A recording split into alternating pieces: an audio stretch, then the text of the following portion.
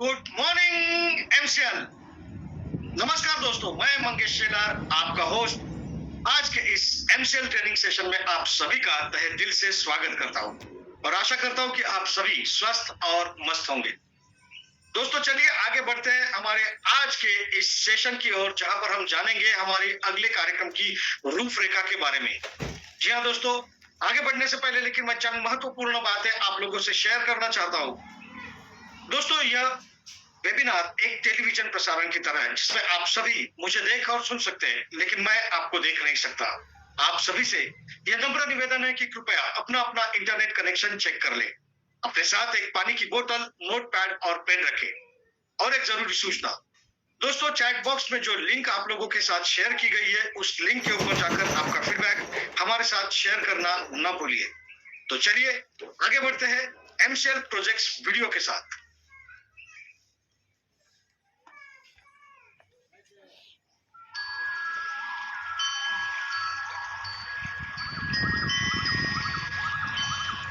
सृष्टि के निर्माण से लेकर अब तक हम इंसान विकास की एक उल्लेखनीय यात्रा कर रहे हैं। हम हमेशा नई चीजों को खोज कर, बदलती परिस्थितियों में खुद को ढाल कर दुनिया में औद्योगिक क्रांति लेकर आए। अब हमारी मौलिक जरूरतें सिर्फ खाना, कपड़े और छत नहीं रही, उसमें ईंधन भी जुड़ चुका है। और इस ईंधन की जरूरत को पूरा करने के लिए भारत करोड़ों रुपए खर्च करके दूसरे देशों से एलपीजी आयात करता है, जबकि यही आयात की हुई एलपीजी गैस दुनिया में धमाके और आग जैसी घटनाओं का सबसे बड़ा कारण है।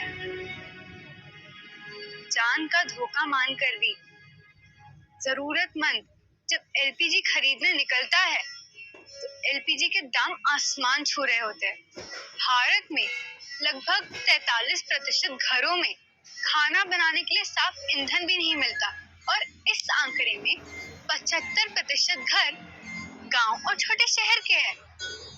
इसलिए जरूरतमंद प्रकृति का सहारा लेते लकड़ी का इस्तेमाल ईंधन के रूप में करते हैं। पर लकड़ी का इस्तेमाल करके खाना बनाने वाली हमारी माँ और बहन उस लकड़ी के हानिकारक धुएं का शिकार बन जाती है। उन्हें आंखों में खिंचाव, श्वसन समस्याएं, दमा और फेफड़ों के संक्रमण जैसी बीमारियों का सामना करना पड़ता है। हमारी माँ ने भी इन सारी परेशानियों का डट के सामना किया है और इन बीमारियों से लड़ते देखना हमारे लिए भी बहुत मुश्किल था।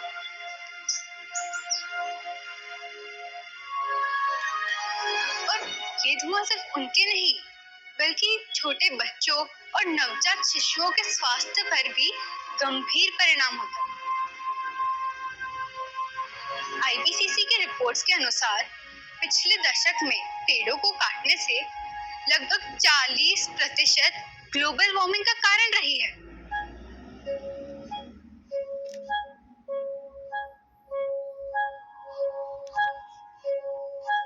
पर्यावरण और मानवीय जीवन का ये बुरा हाल हम देख नहीं सके, इसलिए हमने पर्यावरण को बचाने के लिए नैसर्गिक तरीके से एक नया मानवीय आविष्कार बनाया है, एम कुकिंग सिस्टम।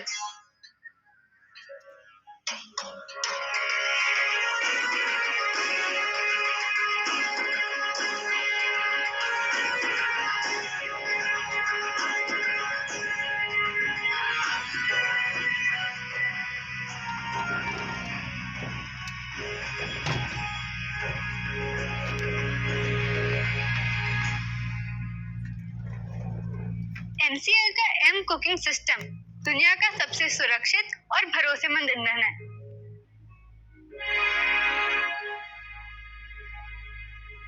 ये नेपियर घास से बनता है। नेपियर घास को काट कर नैसर्गिक तरीके से सुखाने के बाद इसे एक नया आकार दिया जाता है।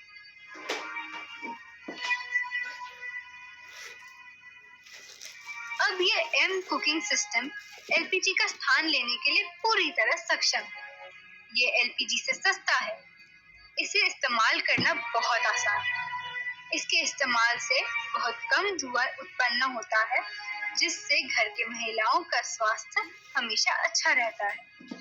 इसमें सल्फर वायु नहीं होती, इसलिए इसके इस्तेमाल से पर्यावरण को कोई हानि नहीं पहुंचती। इसकी खेती से गांव के किसानों को पैसे और युवाओं को रोजगार के नए अवसर मिलते हैं। एमसीएल के इस्तेमाल से हमारा भारत देश ईंधन के क्षेत्र में आत्मनिर्भर बन सकता है।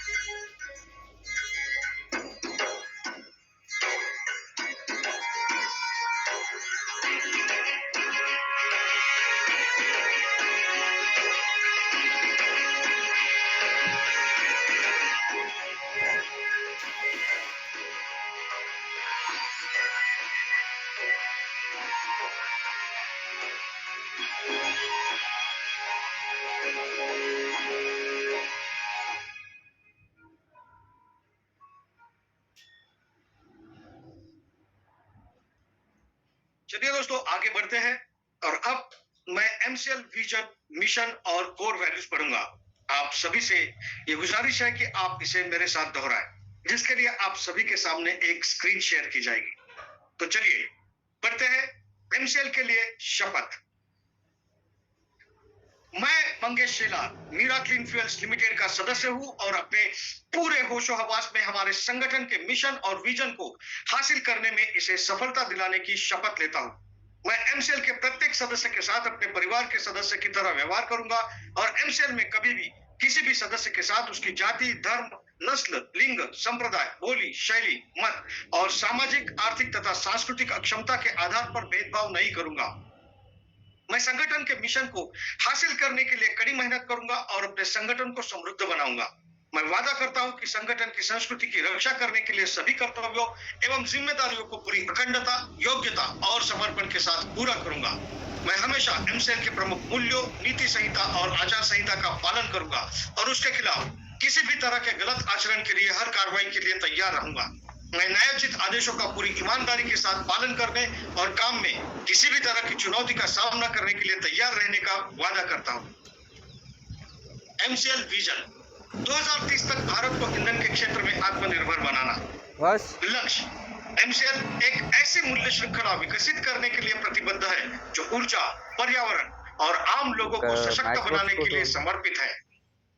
बुनियादी मूल्य नवाचार। कुछ नया करना है तो पुराने तौर तरीकों से काम करना बंद करें। पर्यावरणवाद। अगर पर्यावरणवाद के हित में सोचना कोई सिद्धांत है तो इससे बेहतर सिद्धांत दूसरा नहीं हो सकता। देशभक्ति।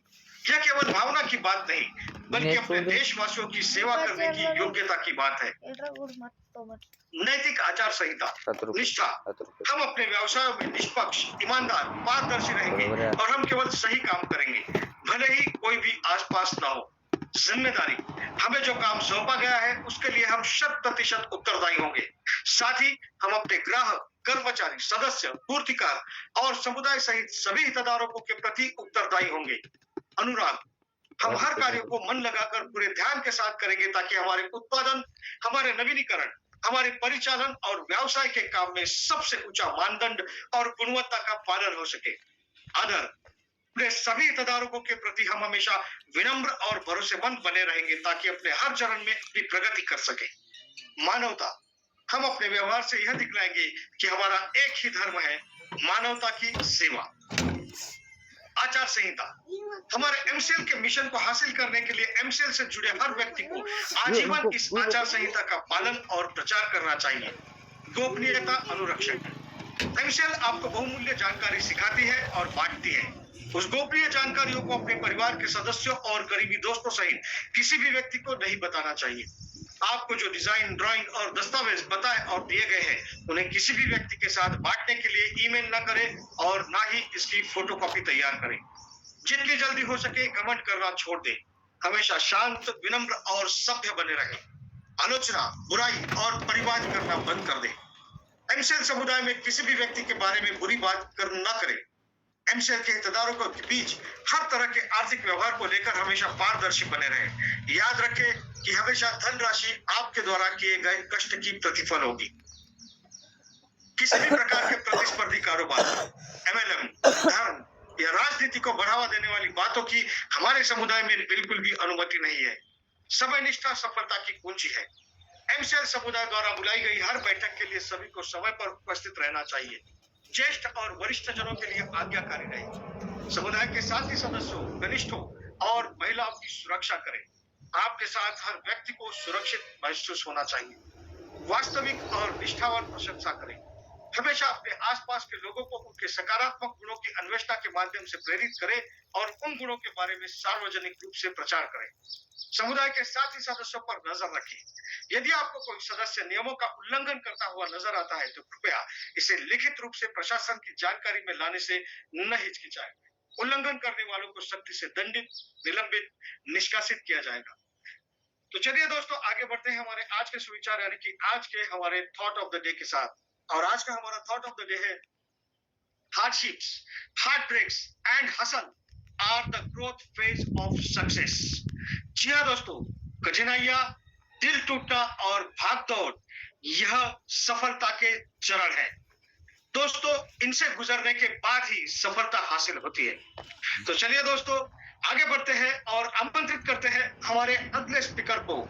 सो ladies and gentleman, let's welcome executive director of MCL, miss Prachi Dhole. Thank you Mangesh sir. नमस्कार। एमसीएल परिवार में एक बार फिर से मैं आप सबका स्वागत करती हूँ और चलिए हम बढ़ते हैं आज के वेबिनार सेशन की ओर। हमें पता है कि इंसान और प्रकृति का रिश्ता जो है जो बहुत गहरा है। उसमें भी स्पेसिफिकली प्रकृति में रहने वाले पशु पक्षी, इनका और हमारा मानव का अगर रिश्ता हम समझे तो शायद ऐसे ही जिंदगी जो है वो कम पड़ जाए इस रिश्ते को समझने के लिए, और अगर ना समझे तो शायद जिंदगी ऐसे ही निकल जाएगी। उसमें से भी स्पेसिफिकली जब हम पशु की बात करते हैं और बंदर की बात करते हैं तो हमें बचपन से यही सिखाया गया है, जो कि शायद एंसेस्टर्स है, हमारे बिना नहीं रह सकते, इसलिए जंगल को छोड़ के वो हमारे एरियाज, कॉलोनीज यहाँ पे आ जाते हैं और हमें बचपन से यही सिखाया जाता है कि कोई भी बंदर आए तो उसे भगाना है क्योंकि हमारी कुछ खाने की चीजें और ये सब रखा जाता है। लेकिन इस सभी भागदौड़ में क्या हम कभी ये सोचते हैं कि उसको कुछ चोट लग सकती है, उनको कुछ हानि पहुंच सकती है? शायद हमने ये नहीं सोचा होगा, लेकिन यही सोचने के लिए हीरो की पैदाइश होती है।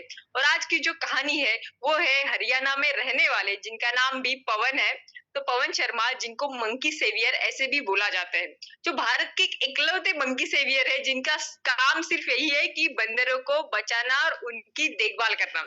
अभी ऐसे होता है कि नॉर्थ साइड में स्पेसिफिकली बहुत सारे बंदर ऐसे आते हैं और जो ऐसे ही मैंने बोला भागदौड़ में उनको चोट लग जाती है, लेकिन उनको सभी लोग, सभी समाज अनदेखा कर देता है।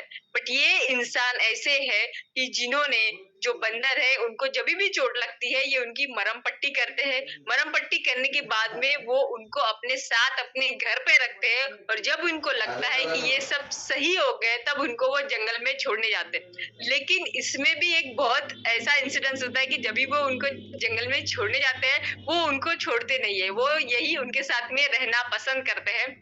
और जब भी फिर से जंगल में जाते हैं उनको देखने के लिए, इस सब उनको ऐसे ही घेर लेते हैं।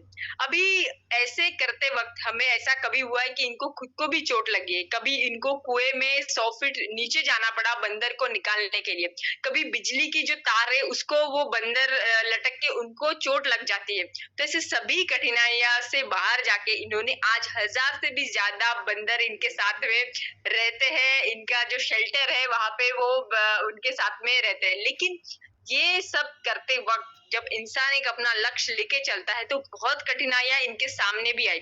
आज इनको सो कॉल डेली आते हैं वो यही समझाने के लिए कि कोई बंदर को कुछ परिस्थिति में है, किसको कुछ लग गया है, तो ये और इनकी टीम जाके उनको समझाते हैं और उनको अपने शेल्टर में लाते हैं। ये जब ऐसा करते हैं तो इन्होंने यही बोला है कि जब हम एक इंसान लक्ष्य लेके चलते हैं तो बहुत सारी कठिनाइयां आते हैं। समाज ने उनको ऐसे बोला कि ये क्या काम कर रहे हैं। उनको घर वाले भी उनके विरोध में थे कि आप कैसे बंदरों को घर पे लाके ये सब चीजें कर सकते हैं, लेकिन उनका सिर्फ एक ही लक्ष्य था और आज भी है कि ऐसे बहुत सारे सेंटर्स पूरे इंडिया में शुरू करें ताकि बंदरों की देखभाल हो सके। सो ये फर्क होता है एक सामान्य और असामान्य इंसान में। सामान्य इंसान जब अपना एक लक्ष्य लेके चलता है तो उसको बहुत सारे चैलेंजेस लेके दिखते हैं, लेकिन असामान्य इंसान को सिर्फ अपना लक्ष्य ही दिखता है। तो चलिए मैं अभी बुलाना चाहूंगी ऐसे व्यक्ति को जिनका लक्ष्य एकदम सिंपल है, और वो ये है कि एमसीएल के फैमिली मेंबर्स जितने भी है जिन्होंने एमसीएल के साथ में सपना देखा है उस सपने को पूरा करना।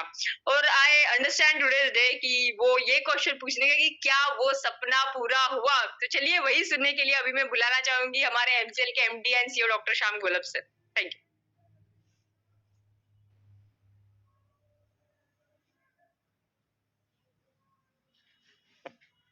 Thank you madam. दोस्तों नमस्कार, मैं डॉक्टर श्याम गोलब फिर से एक बार आपका इस ट्रेनिंग सेशन में स्वागत करता हूं। मैं आशा करता हूं कि आप सभी लोग स्वस्थ हैं और आप अपने साथ अपने परिवार का यानी घर का परिवार और एमसीएल परिवार दोनों का ख्याल रख रहे हैं। मैं ये भी उम्मीद करता हूं कि आप सभी लोग 1 घंटा बहुत अच्छी एक्सरसाइज कर रहे हो, अपने हार्ट अपने लंग को मजबूत कर रहे हो और अपनी इम्यूनिटी को बढ़ा रहे हो। तो चलिए शुरुआत करते हैं आज के इस सेशन के साथ। सबसे पहले बात एमसीएल फंडिंग के अपडेट की। तो दोस्तों हमने 200 एमकोल प्रोजेक्ट और 25 एमसीएनजी प्रोजेक्ट की फंडिंग की व्यवस्था की है और मैंने कमिटमेंट दिया था कि हम जून एंड तक इसके रिलेटेड सभी जो कंप्लायंसेस है, सभी पेपर वर्क उसको पूरा करेंगे और हमें अभी इस बैंकिंग के प्रोसेस को पूरे करने के लिए 3 से 5 दिन वर्किंग लगने वाले हैं। तो दोस्तों ये भी आज कल में खत्म हो जाएगा। सोमवार को हम अपनी इस फंडिंग की पहला जो ट्रांच है वो रिसीव करेंगे और मंगलवार से हम इस फंडिंग के डिस्ट्रीब्यूशन शुरू कर देंगे। ऑफ कोर्स इस फंडिंग के साथ जो पहली प्रायोरिटी या पहला जो लायबिलिटीज है वो तो है ही है, लेकिन पूरा फोकस हमारा होगा प्रोजेक्ट्स के ऊपर।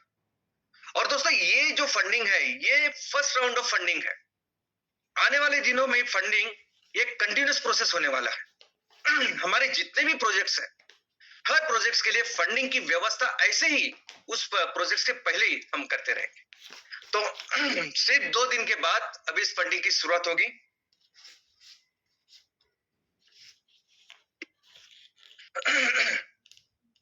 सोमवार को हम फर्स्ट ट्रांच रिसीव करेंगे और मंगलवार से इसकी शुरुआत करेंगे।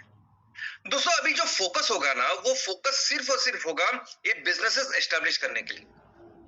अभी क्या है कि हमारा उद्देश्य बहुत महान है। हमारा उद्देश्य, हमारा मिशन, विजन बहुत ही जबरदस्त है, लेकिन ये करने का जो जरिया है, जो तरीका है, जो माध्यम है वो बिजनेस है। अगर हमें अपने उद्देश्य को पाना है, उसको सफल करना है, तो एक ही तरीका है कि हम अपने बिजनेसेस में सफल हो। तो भी एक ही फोकस होगा कि बिजनेसेस में सफल होना। और कैसे होते हैं बिजनेसेस में सफल? तो बिजनेसेस में सफल तब होते हैं जब ये आप नंबर्स एस्टेब्लिश करते हो। जिस बिजनेस में आप हो उस बिजनेस को लेके जो रेवेन्यू आना चाहिए, जो प्रॉफिट होना चाहिए, वो रेवेन्यू, वो प्रॉफिट जब आप करोगे तो आप बिजनेस में सफल होगे। तो अभी एक ही फोकस होगा। और अभी जैसे फंडिंग की शुरुआत हो गई है और आने वाले दिनों में जैसे ये कंटिन्यूस प्रोसेस होगी, तो ये भी हमारा कर्तव्य बनता है कि अगर 100 रुपए हम निवेश करते हैं तो कैसे उस 100 रुपए के हम 150 रुपए, 200 रुपए बनाते हैं, कैसे उसके साथ एम्प्लॉयमेंट जनरेट करते हैं, हमारे किसानों को और महिलाओं का सक्षमीकरण करते हैं, ये सभी दिखाना जरूरी होता है। बहुत जरूरी होते हैं ये नंबर्स। और दोस्तों हमने बहुत कुछ सीखा है करने से। इनफैक्ट हम जिस तरीके से काम कर रहे हैं, बिजनेसेस कर रहे हैं, पहले कभी किसी ने ऐसा किया नहीं। तो इसके लिए कोई प्रेसिडेंस अवेलेबल नहीं है, कोई गाइड अवेलेबल नहीं है, कोई पुस्तक अवेलेबल नहीं है कि जो पढ़ के हम समझे ये करना चाहिए, ये नहीं करना चाहिए। ये हमने पिछले 22 सालों में खुद करके सीखा है। अभी देखिए हमारे देश के आर्थिक और सामाजिक उन्नति के लिए, उसके विकास के लिए सबसे महत्वपूर्ण है एग्रीकल्चर, खेती। और आज से नहीं, अनादि कालों से हम दुनिया की नंबर 1 इकोनॉमी जो थे वो सिर्फ और सिर्फ उसका कारण था खेती। लेकिन हम देख रहे हैं कि आजादी के 75 साल भी हो गए, लेकिन उसके बाद भी कोई भी एक कॉर्पोरेट भी हमें दिखाई नहीं देता जो बड़े अच्छे स्केल पे इस बिजनेस में काम कर रहा है। ऑफ कोर्स कुछ एक्सेप्शन है, लेकिन वो बहुत ही कम है, यानी उनको हम गिन ही नहीं सकते। इस तरीके से आज इस क्षेत्र में काम चल रहा है। और एमसीएल के बारे में अगर आप देखोगे तो हमारे जितने भी सेक्टर्स है हमारा भी एक ही फोकस है, एक ही फाउंडेशन है, वो है एग्रीकल्चर को डेवलप करना और उसके थ्रू फिर इस सेक्टर्स को डेवलप करना। और ये करते करते और इतने बड़े स्केल में ये करने वाली जो संस्था यानी हमारा परिवार है, अब ये करते करते कई सारी चीजें हमने सीखी। कौन सी चीजें करनी चाहिए, कौन सी चीजें ना करनी चाहिए, ये हमने सीखा। कौन सी चीजें करनी चाहिए कि जिसके हम एफिशिएंटली सब करते हैं, ये हमने सीखा। और दोस्तों, हमने एक चीज अच्छी तरह से सीखी कि भले ही हमारा जो विजन है, मिशन है, उसका एक ब्लूप्रिंट हमने बनाया है, लेकिन सबसे इंपॉर्टेंट इस पूरे प्रोसेस में अगर कोई चीज होती है तो वह है बिजनेस साइकिल को एस्टेब्लिश करना। यानी हम जो भी बिजनेस कर रहे हैं, उस बिजनेस को लेके रॉ मटेरियल आ रहा है, हम उस प्रोडक्ट को तैयार कर रहे हैं, उस प्रोडक्ट को बेच रहे हैं कस्टमर को, कस्टमर हमारे प्रोडक्ट के साथ संतुष्ट है, हमें पैसे दे रहा है, और ये पूरी प्रक्रिया करके हम अच्छा रेवेन्यू और अच्छा प्रॉफिट सबके लिए जनरेट करने, ये सबसे इंपॉर्टेंट है। तो सबसे हम समझे एक चीज को है कि ऑफ कोर्स कोई भी बिजनेस शुरू करने के पहले कंप्लायंसेस है, परमिशंस है, बहुत सारी सरकारी जो चीजें वो करनी पड़ती है। लेकिन उससे भी इंपॉर्टेंट क्या होता है कि हम पहले इस पूरे एक्शन प्लान को बहुत अच्छी तरीके से कर लें, अच्छी तरीके से उसको कर ले कि हम कहां से लाएंगे, कहां बेचेंगे, कितने प्रॉफिट, कितने नंबर जनरेट करेंगे, और बाद में जब हम इससे पूरी तरह से तैयार है, उसके बाद कंप्लायंसेस की शुरुआत करें, ताकि हम बहुत जल्दी फास्ट एफिशिएंटली प्रोजेक्ट्स को तैयार करें, प्रोजेक्ट की शुरुआत करें, और हमारे रिसोर्सेज को बहुत अच्छी तरह से हम यूटिलाइज करें। तो अभी जो हमारा फोकस होगा, हमारे परिवार का, हमारी फैमिली का फोकस होगा, वो एक ही होगा कि एमसीएल में जो अलग अलग तरह के प्रोजेक्ट्स हैं, उसको वो सक्सेसफुल बनाना। अभी हर शुक्रवार को बस यही काम हम करेंगे। हर शुक्रवार में हमारे जितने भी हमारे उद्योजक हैं, उनके जो प्रोजेक्ट्स हैं, कैसे उन प्रोजेक्ट्स के वो जो नंबर्स है, वो जो रेवेन्यू और वो जो प्रॉफिट आना चाहिए, उसके ऊपर ध्यान देंगे। जैसे कोई कॉर्पोरेट करता है, कोई भी कॉर्पोरेट अगर आप देखोगे तो उनका बात तो सिर्फ बिजनेस की ग्रोथ और डेवलपमेंट के ऊपर होती है और टारगेट्स के ऊपर होती है। लेकिन हम ऑफ कोर्स उस उद्देश्य के साथ साथ ये भी देखेंगे कि हमारे सभी प्रोजेक्ट्स, सभी एमकोल के प्रोजेक्ट, सभी एमसीएनजी प्रोजेक्ट, वो उस नंबर को प्राप्त करें।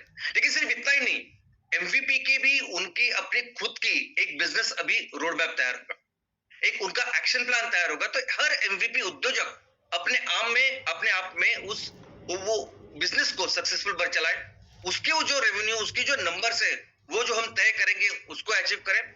और उसी के साथ साथ एमपीओ भी एक संगठन है, एमपीओ भी एक बिजनेस का संगठन है। हर एमपीओ में कैसे हम बिजनेस की शुरुआत करें, हर एमपीओ में किस तरह से वो रेवेन्यू और प्रॉफिट के जो नंबर्स हैं, जो हम डिसाइड करेंगे एक्शन प्लान से, उसको अचीव करें। बस यही काम होगा हर शुक्रवार को। और दोस्तों, ये मैं आपके साथ डिस्कस करूंगा, ये सब नंबर्स, इकोनॉमिक्स, प्रॉफिट डिस्कस करूंगा। ये इसके लिए नहीं कि हमें अभी तहसील और ज्यादा प्रमोट करने हैं और ज्यादा एमवीपी बुक करने, बिल्कुल नहीं। इसके आगे कोई भी एमएसएस अभी नियुक्त नहीं होंगे, कोई भी एमवीपी नियुक्त नहीं होगा। जिस तरीके से अभी तक काम हुआ, ये पूरी प्रक्रिया भी चेंज होगी। इनफैक्ट अभी आपके पास जो अपॉर्चुनिटी है, आप अभी जिस पोजीशन में हो, सभी एमएसएस और एमवीपी, जो बिजनेस अभी आपका होने वाला है, ये अपॉर्चुनिटी अभी आगे नहीं मिलेगी लोगों को। बहुत डिफिकल्टी कॉर्पोरेट वे में जो होगा, उस तरीके से हम काम करेंगे। लेकिन ये सभी जो हम डिस्कस करेंगे हर शुक्रवार, वो यही कि हमारे आज की जो फैमिली है, हर परिवार का हर सदस्य, हर एंटरप्रेन्योर इस बिजनेस में सक्सेसफुल हो, ना कि इसके प्रमोशन का एक अलग तरीका हो। तो हर प्रोजेक्ट को हम अच्छी तरह से समझेंगे, हर प्रोजेक्ट को समझेंगे कि ये अगर हम लोग प्रोजेक्ट कर रहे हैं तो क्या नंबर्स होने चाहिए उसके। जैसे अभी इस फर्स्ट राउंड ऑफ फंडिंग में हमने 200 एमकोल प्रोजेक्ट के लिए फंडिंग लाई है। तो अभी एक एमकोल प्रोजेक्ट को लेकर इस 200 एमकोल प्रोजेक्ट के साथ क्या नंबर्स करेंगे वो तो सही है, लेकिन हर एक प्रोजेक्ट सक्सेसफुल होना चाहिए।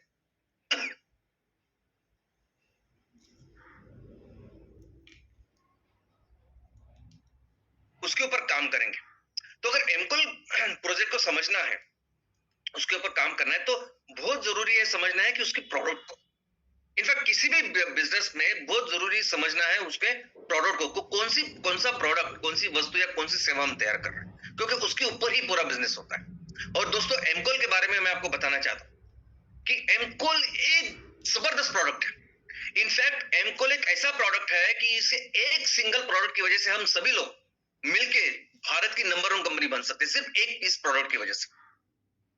दोस्तों, जब से इंडस्ट्रियल रेवोल्यूशन हुआ है, औद्योगिक क्रांति हुई है, जब से फॉसिल फ्यूल की शुरुआत हुई है, तब से लेके आज तक सबसे ज्यादा जो फॉसिल फ्यूल का पूरी दुनिया में इस्तेमाल हुआ है ना, वो है कोयला। इंडस्ट्रियल, इलेक्ट्रिकल, हर पर्पस पे। जब क्रूड ऑयल की एंट्री के बाद भी जो भी पेट्रोल, डीजल और बाकी की चीजें भी शुरुआत हुई, लेकिन आज भी अगर आप देखोगे तो सबसे ज्यादा कंट्रीब्यूशन, सबसे ज्यादा जो इन्वॉल्वमेंट और यूटिलाइजेशन जिसका होता है वो है कोयला। और हमने ये एमकोल यानी सब चीजों का सोल्यूशन निकाल के रखा, स्पेशली ब्रिकेट्स नहीं, ये पिलेट्स। दोस्तों, ये पिलेट आज इस तरह का प्रोडक्ट है कि जो हर तरह की हमारी इंडस्ट्रियल, हमारी कमर्शियल, एवरी एप्लीकेशन, जहां भी आज हमें ऊर्जा की जरूरत है, उस ऊर्जा को ये पूरा करेगा। इस प्रोडक्ट को आप समझिए, जितना अच्छी तरह से हम प्रोडक्ट को समझे उतना अच्छा बिजनेस हम कर पाएंगे। दोस्तों, हमने तो इस एमसीएल कुकिंग सिस्टम के साथ तो पूरी जो कुकिंग की व्यवस्था है वो भी चेंज करने वाले हैं। आने वाले दिनों में जैसे आप डीजी सेट देखते हो, जनरेटर्स देखते हो जो पेट्रोल, जो डीजल पे चलते हैं, गैस पे चलते हैं, ऐसे हमारे एम पिलेट पे चलने वाले जनरेटर्स आप देखो।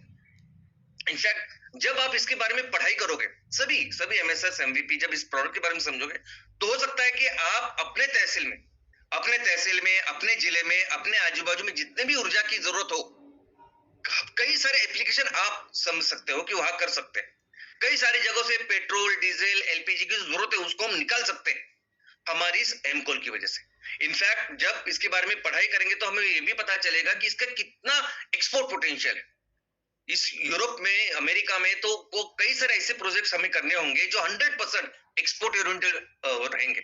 उसका पूरा माल सिर्फ और सिर्फ हम एक्सपोर्ट करेंगे। तो जब इस प्रोडक्ट को, किसी भी प्रोडक्ट को जब हम बिजनेस करेंगे, उसको अच्छी तरह से समझेंगे, तो उसका मार्केट का पोटेंशियल हमें अच्छी तरह से समझ में आएगा और बेहतर बिजनेस हम कर पाएंगे। तो ये एमकोल जो प्रोजेक्ट है, एक एमकोल प्रोजेक्ट का जो कैपेसिटी हमारी वो है 100 टन नेपियर ग्रास या रॉ मटेरियल का इनपुट, और 30 टन हमें ये एमकोल तैयार करना है और मार्केट में बेचना। 30 टन, अभी 30 टन ये जो एमकोल है ये हमें 12 रुपए में बेचना है।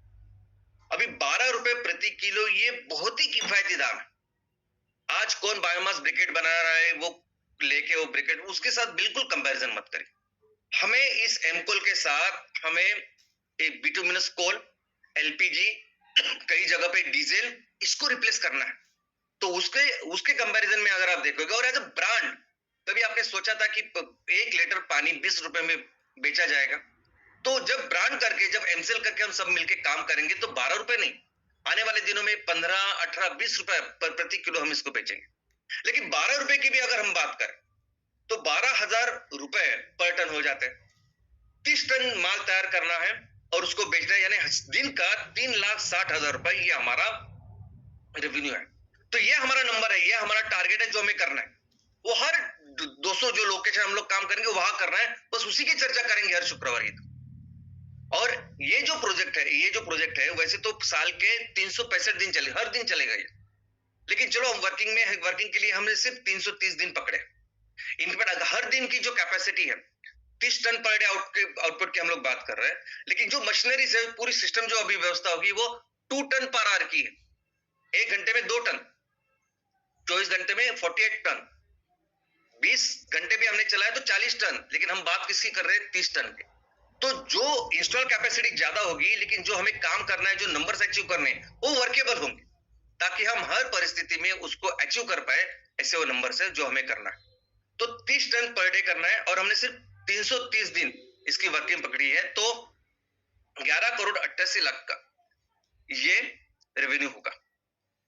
तो हमें हर ये 200 लोकेशन पे जो हमारी टीम है, हमारे एमएसएस, एमवीपी और पूरी जो टीम है, उनका लक्ष्य होना चाहिए कि हमें इस नंबर को प्राप्त करना है 11। और अगर हमने ये नंबर किया तो हमारा प्रॉफिट कितना होगा? तो लगभग 3.5 करोड़ ये हमारा प्रॉफिट हो जाएगा। उस 3.5 करोड़ में से ऐसा समझिए कि 1.5 करोड़ हमें इन्वेस्टर्स को देने पड़ेंगे, उनके लिए रखने पड़ेंगे। 2 करोड़ हमारा प्रॉफिट हो जाएगा बिफोर टैक्स।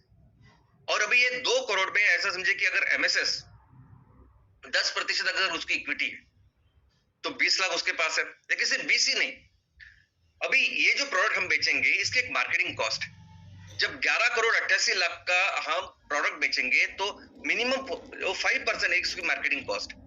तो इसका मतलब है साल में 59 लाख का उसकी मार्केटिंग कॉस्ट है, जो मार्केटिंग का प्रॉफिट है या मार्केटिंग के पैसे हमें देने।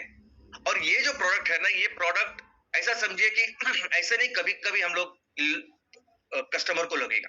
एक बार अगर आपने किसी कस्टमर के साथ नाता जोड़ लिया तो कंटिन्यूअसली, यानी किसी भी घर में इतना सिंपल है ये कि किसी भी घर में अगर बिजली के तार आपने जोड़ दिए, मीटर लगा दिया, तो ऐसा नहीं होता कि वही उसी से हम लोग बिजली खरीदते हैं, राइट? तो वैसे ही उतनी एक्सक्लूसिविटी होगी हमारे इस प्रोडक्ट के साथ। एक बार ये प्रोडक्ट ये मार्केटिंग करने के बाद ये हमेशा चलता रहेगा ऑटो मोड के ऊपर। तो टोटल जो एमएसएस का प्रॉफिट हो सकता है इसमें, वो 20 लाख और 59 लाख करके 89 lakh would be the profit एक एमकोर प्रोजेक्ट के साथ। अब ये नंबर अचीव करना है, इसके ऊपर काम करना है। और सिर्फ इतना ही नहीं, अगर आप सीएसआर यानी हम जो हमारा लक्ष्य है कि सुजलाम सुफलाम हर तहसील बनाना है, तो उसके लिए हमने क्या सोचा है कि एमसीएल के बाद जितने भी पैसे रहेंगे उससे उसका 20% गांव के लिए खर्च करेंगे। तो भी अगर आप देखोगे तो वो बन जाते एक प्रोजेक्ट की वजह से 36 लाख। तो अगर आप एमएसएस प्रमोटर हो, आप एमएसएस प्रोडक्ट खुद के लिए जितना पैसा कमा रहे हो और उसके साथ साथ गांव के लिए, तहसील के लिए 36 लाख अगर आप खर्च कर रहे हो साल के, तो ये बहुत बड़ी बात। और आपको पता है अच्छी तरह से कि 36 लाख से हम क्या क्या कर सकते हैं। तो अभी बात उस जज्बे की वगैरह तो है ही, लेकिन बात है अभी इस नंबर की। अगर हमें प्रोजेक्ट तैयार करना है, अगर हमें एमकोल का प्रोजेक्ट कहीं चालू करना है, तो टारगेट आपका वो होना चाहिए कि मुझे अपने गांव के लिए, तहसील के लिए ये 36 लाख ये नंबर अचीव करना है, और उसकी बात करेंगे। लेकिन बात सिर्फ एक प्रोजेक्ट की नहीं, आपके जितने भी एमएसएस है, और मैं इसलिए बोलता हूं कि आपको बहुत बड़ी अपॉर्चुनिटी आज, क्योंकि हर तहसील में 40 से 60 ग्राम पंचायत, तो हर तहसील में 40 से 60 एमकोल के प्रोजेक्ट लगाने। जैसा मैंने कहा कि फंडिंग की अभी बिल्कुल चिंता मत करिए, बिल्कुल वो मेरी जिम्मेदारी होगी पर्सनल। तो लेकिन उस 40 और 60 प्रोजेक्ट के साथ हम क्या कर सकते हैं इसके बारे में सोचिए, क्योंकि हमारे देश में उतने रिसोर्सेस है, हिमालय से लेके गंगा से लेके ये पूरे जो कुदरती बनाई है, ये रिसोर्सेज इतने ज्यादा है कि हमारे तहसील में हर ग्राम पंचायत में प्लांट लग सकता है। दुनिया के किसी भी देश में ये काम नहीं हो सकता जो हम कर सकते हैं। और ये 40 से 60 जब प्लांट लगेंगे दोस्तों, तब वो सपना साकार होगा जो हमें करना है। ये सुजलाम सुफलाम किंगडम की या राज्य की हम बात करते हैं ना, कि तहसील में जो कुछ है, जो भी तहसील में अगर पानी की प्रॉब्लम है, तहसील में एजुकेशन की प्रॉब्लम है, शिक्षा की प्रॉब्लम है, वहां मेडिकल फैसिलिटी चाहिए, कोई जरूरत नहीं किसी के ऊपर डिपेंड होने की। हम मेहनत करके ये प्रोजेक्ट्स करते हैं, बिजनेसेस करते हैं, और उससे पैसे करके हमारी जो भी जरूरत है उसको पूरा करते हैं। लेकिन इसके लिए शुरुआत का ये हमारा पहला कदम होगा। इसके लिए तहसील में जो होने जा रहा है पहला प्रोजेक्ट, वो सबसे महत्वपूर्ण होगा, इसलिए उसके ऊपर फोकस करेंगे। इसलिए हर शुक्रवार इसी के ऊपर बात करेंगे। और इवन एमवीपी, अभी एमवीपी एमसीएल विलेज प्रोजेक्ट को लेकर जितने हमारे उद्योजक हैं, अभी उनका एक हर एमकोल प्रोजेक्ट के साथ, एमसीएनजी प्रोजेक्ट के साथ उनका एक रोल है। उस रोल को रिलेटेड उनके जो रेवेन्यू है, प्रॉफिट है, वो तो है ही, लेकिन हर एमवीपी उद्योजक अपने आप में एक उद्योजक है, और उसका एक बिजनेस का एक खुद का एक ब्लूप्रिंट और एक्शन प्लान हो जो हम तैयार करेंगे। आज हजारों एमवीपी हमारे हैं ना, तो उनके साथ मिलके हर एक उद्योजक उसका एक अलग अपना स्वतंत्र बिजनेस प्लान होगा। क्या होगा? तो ऐसा सोचिए कि अगर 1000 फैमिलीज आपके इस ग्राम पंचायत में है, तो अगर 1000 परिवार है, तो इसका मतलब है 5000 लोग वहां रहते हैं। इनफैक्ट 500 परिवार या 500 घर भी अगर आप देखोगे, तो कम से कम उससे रिलेटेड 2500 पॉपुलेशन या लोग वहां रहते हैं। तो ये 5000 लोगों के साथ हम क्या बिजनेस करेंगे, वो होगा एमवीपी का रोड मैप, जिसे हमें हासिल करना है। और वो क्या है वो रोड मैप? तो सबसे पहले तो ये हर व्यक्ति के पीछे आज हमारे देश में पूरे साल में जो जीडीपी तैयार होता है वो है 2 लाख रुपए। अभी जीडीपी का मतलब हमारे देश में पूरे साल में जितने भी वस्तु और सेवा का उत्पादन होता है उसका एकत्रित मूल्य है जीडीपी। अभी इस एकत्रित मूल्य में सब कुछ आता है, यानी ब्रिज बनते हैं वो भी आते हैं, गाड़ियां खरीदते हैं लोग वो भी आते हैं, और बाकी सब कुछ इंफ्रास्ट्रक्चर सब कुछ आता है। लेकिन 70% पूरे देश की अगर बात करें तो 70% ये जो जीडीपी आता है वो छोटी छोटी मामूली चीजों से आता है, जिसे डोमेस्टिक कंजम्पशन कहते हैं। 2, 5, 10 रुपए की जो चीजें हम लोग हर दिन घर में उसका इस्तेमाल करते हैं ना, उससे आता है। और जो बैकग्राउंड हमारा है, हम मेट्रो में नहीं रह रहे, हम तहसील के हैं, तो हमारे तहसील में तो ऐसा समझे कि 80% जो जीडीपी बनता है वो ऐसे सिंपल मामूली चीजों से बनता है, डोमेस्टिक चीजों से बनता है। लेकिन आज इस चीजों को या प्रोडक्ट्स कौन बेच रहा है? तो कोई फॉरेन की कंपनी बेच रही है, कोई मल्टीनेशनल बेच रही है, कोई कॉर्पोरेट बेच रहा है। और दूसरी बात, ये सभी चीजें पेट्रोकेमिकल से मैक्सिमम। तो हमें क्या काम करना है कि आज इस 5,000 लोग अगर हमारे ग्राम पंचायत में, और उनके साथ मिलके 2 लाख रुपए से अगर हम कैलकुलेट करें तो 100 करोड़ की आज जीडीपी है हमारे ग्राम पंचायत की। वो समझ में नहीं आ गया, 1 रुपए 2 रुपए की जो चीज है वो भी जीडीपी में आती है, और 10,000 की कोई चीज है वो भी जीडीपी में आती है। वो मैं धीरे धीरे यही का भी काम करूंगा, समझाऊंगा। तो 100 करोड़ में से ऐसा समझे कि 80 करोड़ उससे आज बन रहे हैं। जो माल, जो प्रोडक्ट्स हम तैयार कर सकते हैं, हमारे लोग तैयार सकते हैं, किसान उसके लिए रॉ मटेरियल तैयार कर सकता है। बस उसके ऊपर फोकस करना है। और फोकस क्या है? तो फोकस ये है कि हमें आगे के 3 साल में, मैक्सिमम 5 साल में ये जो 80 करोड़, ये जो जीडीपी बन रही है, उसका कम से कम 20% रेवेन्यू का टारगेट। यानी अगर 100 करोड़ का जीडीपी बन रहा है तो उसका 20% 20 करोड़ का रेवेन्यू। इसका मतलब है 20 करोड़ की जो कुछ चीजें हम बनाएंगे, बेचेंगे, सब कुछ वो 20 करोड़ की चीजें ऐसी होनी चाहिए कि जिसके लिए जो रॉ मटेरियल हमारा किसान बना रहा है, यानी उसी से रॉ मटेरियल हम ले रहे हैं, हमारे महिला बचत गट उसके माल तैयार कर रहे हैं और हमारी टीम बेच रही है। और इसके वजह से फिर हम सभी पेट्रोकेमिकल के जो गलत है प्रोडक्ट्स, उसको रिप्लेस कर रहे हैं। ऐसे प्रोडक्ट्स का निर्माण कर रहे हैं कि जो इको फ्रेंडली है, प्रकृति का ख्याल रख रहे हैं, जो हमारे गांव में बहुत सारा एम्प्लॉयमेंट जनरेट कर रहे हैं, जो हमारे किसानों को सक्षमीकरण उनका कर रहे हैं, महिलाओं का सक्षमीकरण कर रहे हैं। और ये कैसे करेंगे मैं आपको बताऊं, हर हफ्ते इसकी चर्चा होगी। तो ये एमबीपी का टारगेट होगा। और इतना ही नहीं, अगर एमसीएनजी का भी अगर आप देखेंगे तो एमसीएनजी के बारे में भी अगर आप प्रोडक्ट को समझिए, एमसीएनजी के बारे में, सीएनजी आने वाले दिनों में वो एलएनजी बनेगा। हमारा जो सॉइल कंडीशनर है, मैं फर्टिलाइजर नहीं, सॉइल कंडीशनर से कहूंगा, तो एमसेल सॉइल कंडीशनर, इसकी इतनी जरूरत आज पूरी दुनिया को है। और स्पेशली जब हम नेपियर घास से उसको बना रहे हैं, तो सबसे बेहतर दवाई का काम करने वाले ऐसे प्रोडक्ट हमारे, आप भी पढ़ाई कीजिए, मैं भी आपको बताता रहूंगा हर हफ्ते इसके बारे में। और इसके भी नंबर्स अगर आप देखेंगे, जो भी 25 एमसीएनजी प्रोजेक्ट हमें करने हैं आज, तो उसके नंबर्स क्या है? तो हमें 10 टन एमसीएनजी तैयार करना है, उसको बेचना है। 15 टन सॉइल कंडीशनर तैयार करना है, उसको बेचना है। और दोनों को अगर बेचे मिनिमम कॉस्ट में भी, तो भी 10 लाख का रेवेन्यू पर डे का है। तो अगर 25 जगह पे हम सीएनजी तैयार कर रहे हैं, तो हमारा वो फोकस है कि हमें इस जगह पे ये 10 लाख का रेवेन्यू हर दिन तैयार करना है, जो भी डिटेल में हम डिस्कस करेंगे हर प्रोजेक्ट के बारे में। तो दोस्तों, आने वाले दिनों में ये पूरा जो हमारा परिवार है, एमसीएल जो संस्था है, ये किसी भी एक सिंपल स्कूल या किसी अच्छे इंस्टीट्यूशन जैसे ही हम लोग चलाएंगे। अभी देखिए ना, मेडिकल में सबसे बेहतर होता है एम्स, इंजीनियरिंग में सबसे बेस्ट है आईआईटी, और बिजनेस में सबसे अच्छे है आईआईएम। अभी इस इंस्टीट्यूट में जब आप जाओगे, जब आप एडमिशन लोगे, तब आपसे बहुत अच्छी तरह से आपको ट्रेनिंग देते हैं, मेहनत करा के लेते हैं, बहुत सारी मेहनत आपको करनी पड़ती है। लेकिन वो मेहनत करने के बाद एक जबरदस्त ऐसा करियर आप खुद के लिए भी बनाते हैं और देश के लिए भी बनाते हैं। बस वैसे ही करेंगे। हमारे पूरे परिवार में अभी जितने भी उद्योजक हैं, सिंगल एमवीपी, सिंगल एमएसए, ये सभी उद्योजकों को ऐसे ही हम लोग काम करेंगे, इनके ऊपर मेहनत करेंगे, हर एक का एक एक्शन प्लान बनाएंगे। जैसे उनका सिलेबस होता है, हमारा एक्शन प्लान होगा, और उसके ऊपर काम करेंगे। हर हफ्ते उसके ऊपर काम करेंगे और देखेंगे कि कैसे हमारे ये सभी उद्योजक डिस्टिंक्शन से पास होते हैं, कैसे अपने लिए अच्छा करियर बनाते हैं। क्योंकि जब आप करियर बनाओगे, तभी फिर उसके साथ साथ कई सारे किसानों का, कई सारे महिलाओं का, कई सारे युवाओं को हम सक्षमीकरण करेंगे। और रही बात फंडिंग की, तो उसकी चिंता करने की जरूरत नहीं। इसके बाद जो फंडिंग है, वो फंडिंग एक कंटिन्यूअस प्रोसेस होगी, और ये प्रोसेस शुरुआत होगी इस सोमवार से।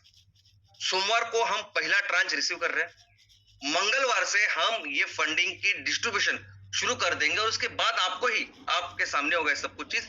ये सब कंटिन्यूअस प्रोसेस होगा। और जब लाखों उद्योजक मिलके हम एक काम करेंगे, तो मिलके हम अपने देश को दुनिया की सबसे अर्थव्यवस्था बनाएंगे, और बनाते हैं। तो एक नए पर्व की शुरुआत करते हैं इस सोमवार से।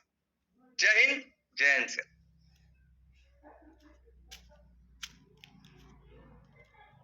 पूरा एमसीएल इंडिया परिवार जिस बात की प्रतीक्षा कर रहा था, जिस बात की पूरी सकारात्मक दृष्टिकोण से प्रतीक्षा कर रहा था कि कैसे भी हो हमारी फंडिंग की व्यवस्था हो जाए और हमारे प्रोजेक्ट चले, हमारी करंट लायबिलिटी शुरू हो जाए, खत्म हो जाए, और हम जो एक विजन लेके चल रहे थे, जो विजन इस देश में, इस विश्व में एक अलग तरह की सस्टेनेबल डेवलपमेंट की क्रांति लाने की जो बात थी, उस प्रतीक्षा का आज श्याम सर ने ऑफिशियली उस प्रतीक्षा को खत्म कर दिया है और डिक्लेयर कर दिया है कि जो 3 से 5 दिन उन्होंने वर्किंग डेज लास्ट वीक में मांगे थे, उसका रिजल्ट इस सोमवार से शुरू हो रहा है और मंगलवार से वो बाकायदा अपना जो फंडिंग डिस्ट्रीब्यूशन का काम शुरू कर रहे हैं।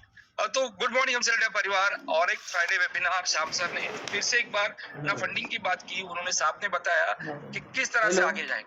तो जिस लीडर के दिमाग में ये चीज क्लियर हो, विजन क्लियर हो, वो अपनी बातें रखकर पूरी कर देता है। तो जिस शांतता अपनी रास्ते से सकारात्मक दृष्टिकोन से आपने अब तक साथ दिया है, तो उस साथ का सक्सेस हम लोग सब लोग टेस्ट करेंगे और एमसीएल को आगे लेके जाएंगे।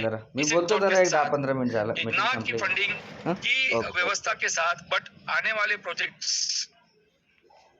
का 25 एमसीएल जो 200 प्लस प्रोजेक्ट्स को लेकर हम में आगे बढ़ रहे हैं और इसकी शुरुआत शुक्रवार, रविवार, सोमवार को होने जा रही है, मंगलवार को होने जा रही है। ये बहुत बड़ी बात है और ये आज के दिन के लिए सारे प्रतीक्षित लोगों के लिए आनंद की बात है। इस आनंद के साथ फिर मिलेंगे अगले शुक्रवार। तब तक के लिए जय हिंद, जय MCL. Thank you very much doctor लवेश sir and thank you very much Prachi madam. दोस्तों, मैं आप सभी लोगों से फिर एक बार ये कहना चाहूंगा कि जो लिंक आप लोगों के साथ शेयर की गई है इस चैट बॉक्स में, उस लिंक के ऊपर जाकर आपका फीडबैक हमारे साथ शेयर करना न भूलिए। तो चलिए दोस्तों, आगे बढ़ते हैं और शुक्रिया अदा करते हैं उस विजनरी लीडर का जिन्होंने ये बताया था कि किस तरह से हम हमारे देश को फिर एक बार समृद्ध बनाएंगे। और दोस्तों, ये वक्त बहुत जल्द आने वाला है। सब्र का फल मीठा होता है और आज इस बात की घोषणा स्वयं डॉक्टर श्याम गोलब सर ने की है कि आने वाले मंगलवार से किस प्रकार से ये संपूर्ण चित्र बदलने वाला है। तो चलिए दोस्तों, तैयार हो जाइए और मिलकर हम इस सपने को पूरा करते हैं। तो thank you very much doctor Shyam Golab sir. And उसी के साथ साथ मैं हमारे सभी परिवार के जो लोग हैं, हमारे नेशनल सस्टेनेबिलिटी कंसल्टेंट्स, हमारे एमएसएस एमबीपी, हमारे चैनल पार्टनर्स, हमारे पीडीएस और साथ ही साथ हमारे सभी स्टेक होल्डर्स, जी हाँ दोस्तों, आप सभी का तहे दिल से मैं शुक्रिया अदा करता हूं कि आप लोगों ने इतना सब्र दिखाया।